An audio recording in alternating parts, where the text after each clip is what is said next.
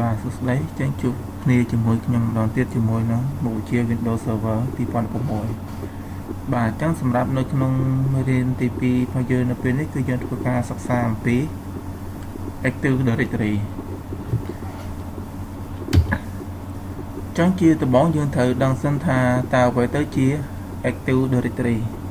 អញ្ចឹង Active Directory វាគឺជា service មួយដែលគេប្រើដើម្បីធ្វើការកែប្រែម៉ាស៊ីន server OS ឲ្យក្លាយទៅជាម៉ាស៊ីន server ពិតឬក៏យើងអាចនិយាយថា domain controller ដើម្បីធ្វើការគ្រប់គ្រងទៅលើ client នៅក្នុង network អញ្ចឹងជាក់ស្ដែងប្រសិនបើសិនជាយើងមាន hardware server ហើយយើងបានតឡើង OS server ហើយដែរប៉ុន្តែបើសិនជាយើងអត់ទាន់បានតឡើង Active Directory និង domain controller ទេអ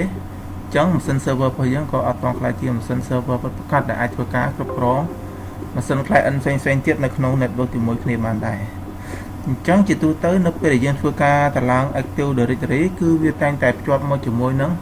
DNS បាទអញ្ចឹងសម្រាប់ជំហាននៅក្នុងការ install Active Directory គឺយើងមាន3ជំហានសំខាន់ៗអញ្ចឹងជំហានទី1គឺយើងត្រូវធ្វើការពិនិត្យនិងកំណត់លក្ខខណ្ឌតម្រូវការមុនពេលដំឡើងឬក៏មុនពេល install និងចំណុចទី2គឺយើងត្រូវធ្វើការបន្ទាប់ពីយើងធ្វើការនិងចំណុចទី2បន្ទាប់ពីយើងធ្វើការពិនិត្យនិងកំណត់លក្ខខណ្ឌនិងតម្រូវការមុនពេល install ហើយគឺយើងចាប់ផ្ដើមធ្វើការ install service របស់ Active Directory ហើយសម្រាប់ជំហានទី3បន្ទាប់ពីយើងធ្វើការ install service របស់ Active Directory រួចហើយយើងចាប់ផ្ដើមធ្វើការ promote Active Directory ឬក៏ AD របស់យើងនឹងឲ្យក្លាយទៅជា domain controller ដើម្បីធ្វើការគ្រប់គ្រងទៅលើម៉ាស៊ីន client នៅពេលដែលគេបានធ្វើការ join domain មកកាន់ server អញ្ចឹងសម្រាប់តម្រូវការឬក៏លក្ខខណ្ឌដែលយើងត្រូវពិនិត្យនៅមុនពេលយើងតឡើង Active Directory អញ្ចឹងទី1គឺយើងត្រូវចំណុចទី1គឺយើងត្រូវធ្វើការកំណត់ static IP address ទៅឲ្យម៉ាស៊ីន server របស់យើងទី2គឺយើងត្រូវកំណត់ password ទៅឲ្យ user administrator និងទី3គឺយើងត្រូវធ្វើការ login ជាមួយនឹង user administrator ដើម្បីចូលទៅ install service ចំណុចទី4គឺយើងត្រូវពិនិត្យមើលទៅលើ Windows Active អញ្ចឹងបើសិនជាក្នុងករណីដែល Windows Server របស់យើងអត់ទាន់បាន Active ទេយើងគួរតែ Active Windows Server យើងឲ្យហើយទៅនិងមួយទៀតសម្រាប់ឈ្មោះរបស់ម៉ាស៊ីន server យើងគួរតែប្រើឈ្មោះងាយស្រួលនៅក្នុងការចងចាំនិងចំណុចទី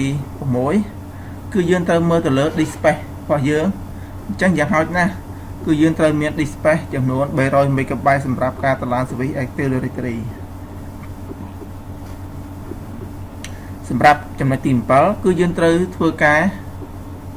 កំណត់ឈ្មោះ domain របស់យើងថានៅពេលដែលយើងធ្វើការតឡើង Active Directory ហើយយើងធ្វើការ promote ទៅជា